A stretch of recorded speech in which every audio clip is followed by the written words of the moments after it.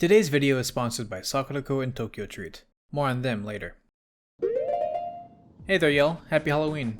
This video has nothing to do with the holiday, but I don't know, I guess some Amori music could work. You can comment down below your favorite horror game if you have any, I guess. Anyways, this video is the same as usual. It's the series where I go to the wiki pages for Smash things, scroll down to the trivia section, and regurgitate information from there. Today we'll start with Wii Fit Trainer and end with Greninja. First off, it's mentioned how in the World of Light opening cutscene, you know how there's a bunch of characters doing their best to escape from the beams of doom? Link tries using his overpowered Hylian shield that apparently did work in blocking off the light beams. I guess they kept the effectiveness of it true from the game. The Inklings try to hide in their ink. Snake prays. Well, when it gets to this part, you might notice that while Villager and Duck Hunt are just sorta panicking, with the duck trying to carry the dog away, which I thought was funny.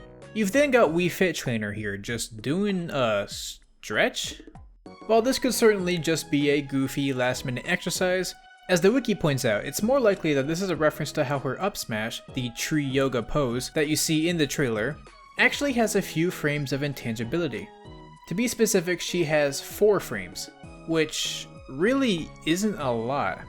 And looking here, we can tell that she was a bit early in the input. I mean, I don't know, she is pretty close, but I guess it just didn't work.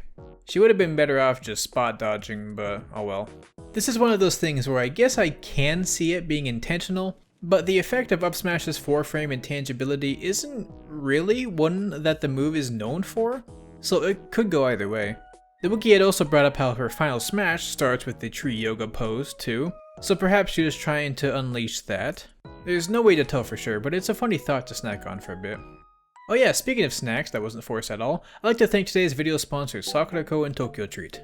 Sakurako and Tokyo Treat are a snack box service that ships authentic, Japanese snacks right to your door, with seasonal varieties that change every single month. The hope of this service is to spread Japan's rich culture throughout the world, with little effort on your part. And as a longtime consumer of this brand, I could absolutely advocate for its quality. Tokyo Treat will give you up to 20 of the latest, most exclusive, limited edition flavored Japanese snacks. Its theme this month is Akiba Adventure, with Akiba being the #1 spot in Tokyo for all things manga, anime, and electronics. So it comes with plenty of popular autumn-themed snacks, like this Puku Puku Lemon Tea Taiyaki, or the mystery flavor Fanta. Whereas Sakurako will give you 20 traditional and authentic artisan Japanese snacks, which include some tea, as well as a special piece of Japanese tableware, with this month's being a lovely tamari flower dish. This month's theme is Colors of Koyo, with Koyo being the word for when leaves change their colors for autumn. As you could expect, it's perfect for this season, bringing things like maple leaf momiji monju or walnut mochi. But you might be put off by how a lot of these snacks are just covered in Japanese text. But don't worry, each box comes with its own booklet that goes over the culture behind the month's theme, gives information on the creation process for some of the items, and very importantly, it gives details about each individual item in the box. For example, this autumn chestnut flavored Kit Kat. It'll go over its name, and important information like whether or not it has allergens, other important ingredients, and if it's vegetarian friendly, which I'm sure many people can appreciate. And I gotta say, this Kit Kat tastes super good. It's got a nutty, earthy flavor that I really love, and feels right at home with the autumn theme in a way that's different from the usual autumn flavors I experience around here. So if you want to grab either Tokyo Treat or Sakurako for yourself, be sure to click the link in the description and pinned comment for $5 off using my code PKBeats in all caps. And be sure to make your order by November 15th so that you can get the themes gone over in today's video. And thank you, Sakurako and Tokyo Treat, for the continued support of this channel. Next, the wiki points out how Wii Fit Trainer is one of the only characters who has a move that heals her. Those being Sun Salutation, which heals 2% per shot, and Deep Breathing, which heals 2% per success and 1.8% if you failed before, and so on. So this makes Wii Fit the only character with more than one healing move. And the only other characters with any other healing moves are Hero with his heal spell, which heals 11%, and Mario with his Chomp, which heals 0.6% per bite. Of course, this isn't factoring in the use of items, since anyone can use those, and are usually turned off in competitive play. But you can then make the argument that things like Game & Watch's 7 Judge also counts, since it spawns in apples no matter what, and because of this, since any other character can be present in the match with Game & Watch, anyone can technically heal themselves, This will also be the logic for Villager's fruit that can rarely spawn from when he cuts down his trees. Yes, that's a mechanic, and it took me like 10 minutes of constantly cutting down trees at 1.5 times speed just to find it. It heals 5% if you're wondering, though I'll save future tests on this for other videos. Okay, basically there's very few ways to heal in this game without the use of external items, which I find really interesting. And with heroes being based on RNG and limited to 2 per stock, and Wario's being dependent on successfully attacking the opponent, that makes Wii Fit the only one who could heal themselves passively.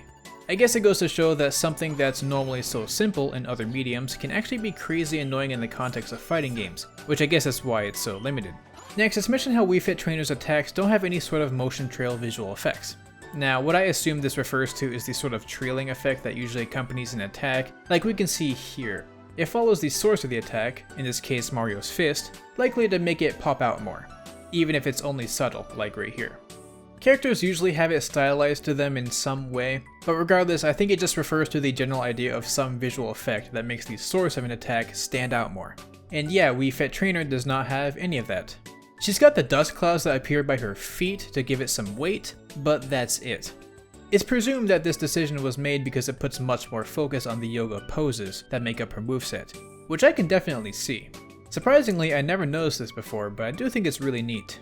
Apparently the only other character with this trait is Mr. Game & Watch, which makes more sense since the lack of special visual effects plays into his out-of-place retro vibe. And neither of these lack of effects ever feel weird since they, have the damage effects play out still. So everything that's important is still there. But it's pretty cool to think about those visual effects even more. These are the things I don't usually think about or really look at, so I think it's cool. Next, the prompt mentions how the male and female variants of Wii Fit Trainer actually have different animations from one another, rather than just being nearly carbon copies, which I didn't know about before. This primarily refers to the animation they make when they're getting hit by an extremely weak move, like Joker's gun here. The difference is pretty obvious to tell.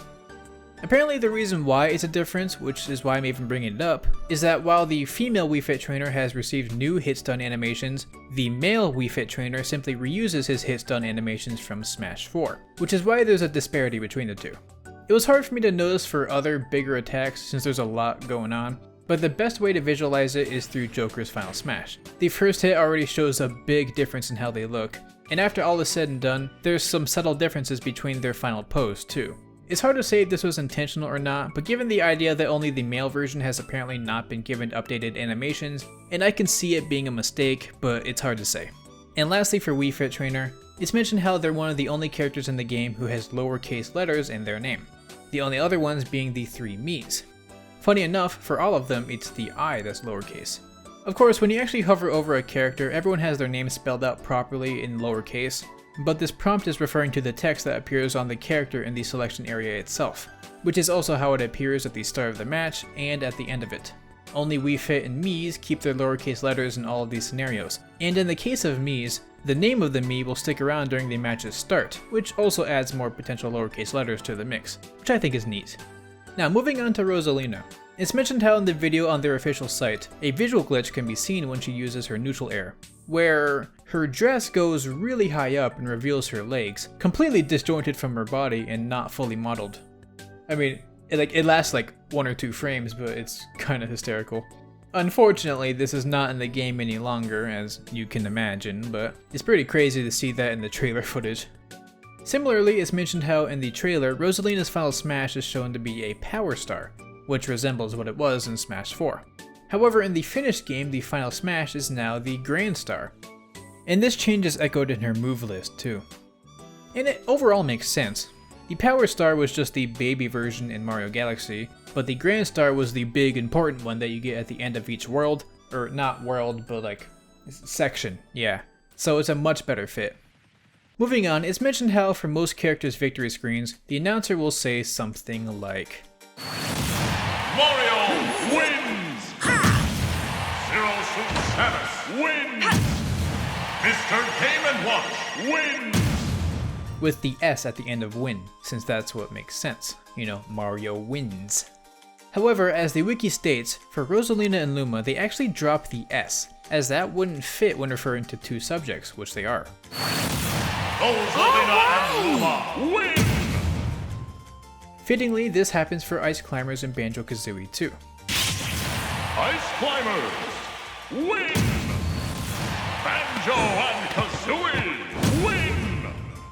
I've been showing you all of the examples just so you can get a good idea of what they sound like. For those of you especially perceptive, you might have noticed a few things. First, that this victory announcement is really just a combination of the announcer's voice line for that character, like on the character selection screen, and the word wins, or win, added on separately. Zero Suit Samus, win!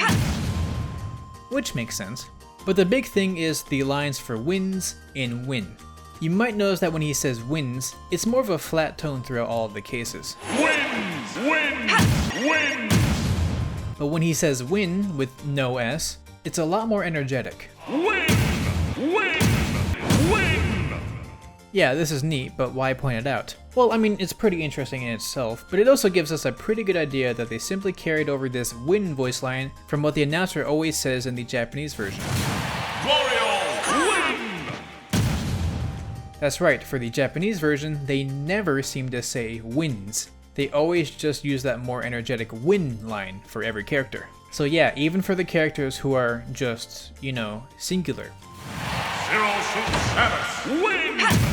I find this extremely interesting. Obviously we know that it's technically grammatically incorrect to say it that way, yet while they tidied that up for the English version, they kept it like this for the Japanese version despite all the other similarities. That's not a critique necessarily, I just think it's really interesting to point out. There's actually a lot of things that I wanted to point out when changing the game language to Japanese, but like I said in the past, I think I'll save that for a dedicated video specifically tackling the differences in the Japanese version, which could even be a whole series rather than just one video based on what I've been thinking so far. I have no idea when I'm gonna do that, but it'll happen eventually. Speaking of Japanese, the wiki points out how normally, in the voice test section, when you're playing in the Japanese version, people have their names written out in their proper kanji or kana forms, if applicable. So people like Charles Martinet are just written out in their normal romaji forms, but for mostly everyone else, their names are written in their proper Japanese forms. However, for Rosalina and Luma, specifically Luma, the voice actor is actually a Japanese person named Yuya Takezawa, and yet their name is spelled out using romaji for some reason. I looked all throughout the sound test and this was the only example I could stumble upon too. If you're curious, this is what the kanji for the name looks like. And it's also weird because not only is this just the romaji version of his name, but it's also not the way that Japanese people organize their names. Since in Japanese they do the last name first and the first name last. So in the kanji here it says Takezawa Yuya rather than Yuya Takezawa, So this is strange and is most likely an oversight, which I find very interesting. Moving on from Rosalina and Luma, for Little Mac, first it's mentioned how apparently his classic mode has a high spawn rate of the sandbag item. I don't feel like I have to really explain this one, it's just a nice touch. And lastly, for him, it's mentioned that his entrance animation has a few new inconsistencies coming into this game. For one, when he enters facing left, you'll notice that he has his back to the camera, but when he takes his hoodie off, he very suddenly turns to the right position. And the other is, for his wireframe alt, he comes in wearing a green hoodie, but when he takes it off, that hoodie turns into a pink one in the animation. And I'm pretty sure this one has been known about for a very long time, but I guess I just never bothered fixing it. Let's move on to our last character today, Greninja. First, the wiki points out how, in the Pokemon series, Ash Greninja, the special form of Greninja from the anime or whatever, is canonically a male Greninja. And as far as we know, this is the only time we see Greninja in this kind of appearance. So the fact that Greninja turns into Ash Greninja for its final smash implies that this version of Greninja is also male. Or rather, that it's just Ash's Greninja having fun in Smash or something. I think that's what the implication is. I'm not sure if there are any other instances of this appearance of Greninja outside of, Ash's Greninja, or like what the lore is. So yeah, because of that, I'm not sure how much stock there is in that theory, but I can definitely see it making sense, which is cool. It wouldn't be the first time a Pokemon's gender is confirmed, like with Pikachu and how the last two alts are female due to the heart shape of its tail. Speaking of lore accuracy, the wiki also points out a funny coincidence regarding Greninja's weight. That is, Greninja's average weight in the Pokemon universe is 88.2 pounds. And funny enough, his weight in Smash is 88, exactly. Obviously that's just a funny coincidence. I mean, there's no way in any universe that everyone's weights are accurate to their normal characters. I mean, just look at this. And also given the fact that the rest of the world uses kilograms for weight, so I doubt that they would use pounds to tackle weight accuracy anyways. But it's still funny, right? We're all having a laugh? Alright, cool. Lastly for today's video, it's mentioned how normal counters won't actually work against Greninja's taunt attack, despite it having a hitbox. This isn't a thing with taunt attacks overall, as the other ones can be countered just fine. It's just for Greninja. And yes, this is the case for a wide variety of the standard counter type. And if you look closely, you can see that it's almost like the attack is hitting during the counter, and it's just not doing anything. So it's clearly something funky. And yeah, it is. See, Greninja's down taunt has two properties. The grounded property, which is a standard hitbox, which deals damage and knockback, and the aerial property, which is a windbox. And that's what keeps you afloat, and its effect can be very noticeable if you jump out of it from being hit. So basically, there's a standard hitbox and a windbox being tied together here. The running theory is that the counter responds to both the standard hitbox and the windbox at the same time, and the properties of the windbox simply take over. Since counters cannot be triggered by a windbox, it won't get triggered here, but the counters can negate the windbox, which we can visualize using the gust jar. Wait, I think it's gust bellows. For the moments the counter is out, they don't move anywhere, and the wind doesn't continue pushing past them, thus is just negated. So this may be why we see an effect as if they're hitting the counter despite nothing being triggered, because it just keeps getting negated over and over again. This is important to know because there are a few exceptions, one being Bayonetta, whose witch time works just fine, and there's Joker, whose Rebel's Guard still functions. I think the main reason why these are exceptions is because of how they normally interact with windboxes. Bayonetta simply ignores them. She doesn't negate them, which can be seen by how the wind pushes past her for the brief period she avoids it. And for Joker, he gets pushed around by the windbox, meaning it's not really negated at all. So overall, pretty interesting. This is surely a massive buff to Greninja's down taunt attack. And that'll be it for today's video.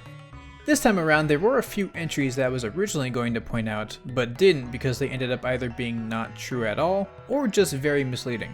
Sometimes I do like to point those out, like if they're widespread rumors or if they spawn from questions I get a lot, but in this case I kinda just felt like going over things that weren't true and saying why they weren't true wasn't very interesting in the context of reading things off of a fan-made wiki page, as compared to reading it off of the official Nintendo tips, you know? And I mean, this video is already at good length anyway, so I figured I'll just leave them there. Let me know how you feel about that. Anyways, hope y'all had a good time and have been keeping yourselves healthy and well. It's a nice Halloween day. I'm not sure what plans I have, but I'll probably just chill and watch a lot of videos. I'm too much of a baby to play horror games myself, but I love watching others play or talk about them. Mainly Badass Hero is probably my favorite channel for that sort of thing. I think my favorites are things like Doki Doki Literature Club, PT, Omori, Ib, Witch's House, Dreaming Mary, Yume Nikki, that kind of deal, right? I'm probably forgetting loads of them, but most of them just not gonna list all of them. Oh, there's Five Nights at Freddy's, you know, before it turned into, you know. So yeah, I guess in the spirit of Halloween, let me know down in the comments some of your favorite spooky pieces of media. And also tell me what you thought of today's video, of course. And also, another thanks to Sakurako and Tokyo Treat for sponsoring today's video. Their continuous support really helps me out and I recommend their services. And with that, I'd like to thank my patrons Rain, Scully, Savon700, Burbo, Sick and the Dank, and everyone else for their support. Stay casual, and I'll see y'all later.